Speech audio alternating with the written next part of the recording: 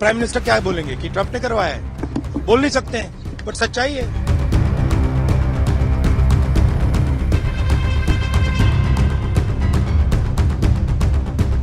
Monsoon सत्र शुरू हो चुका है, लेकिन संसद के भीतर चर्चा कम और विवाद ज्यादा दिख रहा है।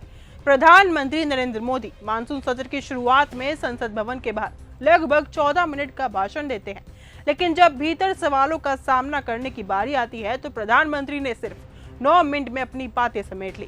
यही नहीं, इसके बाद वे विदेश के दौरे के लिए रवाना हो गए। इस पूरे घटनाक्रम पर विपक्ष, खासकर की नेता प्रतिपक्ष राहुल गांधी ने तीखी प्रतिक्रिया दी है।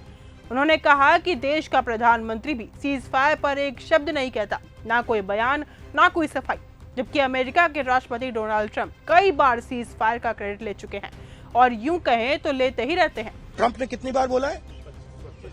25 बार बोला है। ट्रंप ने 25 बार बोला है कि मैंने सीज फायर करवाया। ट्रंप कौन होता है सीज फायर कराने का? उसका काम थोड़ी है। मगर प्रधानमंत्री ने एक बार जवाब नहीं दिया। सच्चाई है, छुप नहीं सकते। राहुल गांधी यही नहीं रुके, उन्होंने भारत की विदेश नीति को लेकर भी सरकार को कटघरे में खड़ा कर दिया। उन्होंने कहा कि हमने इस मामले पर दुनिया भर में कई मंचों पर बात की, लेकिन एक भी देश भारत के साथ खड़ा नहीं हुआ। क्या ये हमारी विदेश नीति की विफलता नहीं है? बात सिर्फ सीज फायर या फिर विदेश नीति की नहीं है। राहुल गांधी ने आरोप लगाया कि चुनाव में भी बड़े स्तर पर गड़बड़ी हो रही है। उन्होंने कहा कि महाराष्ट्र में हमने चुनाव आयोग से वोटर लिस्ट और वीडियोग्राफी की मांग की थी, लेकिन कुछ नहीं दिखाया गया। 1 करोड़ नए मतदाता लाए गए और चुनाव चुरा लिया गया। कर्नाटक में तो हमने काली कमाई और वोटर की चोरी को लेकर ब्लैक एंड व्हाइट में पकड़ लिया था।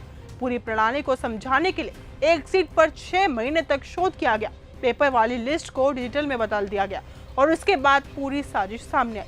कैसे नए वोटर जोड़े जाते हैं, किस इलाके से फर्जी वोट होते हैं। अब राहुल गांधी का दावा है कि यही फॉर्मूला बिहार में भी लागू होने वाला है। पुराने वोटर हटाए जाएंगे और नई लिस्ट बनाकर चुनावी गणित बदला जाएगा। भारत में चुनाव चुराया जा रहा है और कोई जवाब देने वाला नहीं है। राहुल गांधी ने कहा कि इस पूरे बहस का केंद्र बिंदु संसद होना चाहिए था, लेकिन अफसोस इस पर है कि कोई ठोस चर्चा नहीं हो पा रही।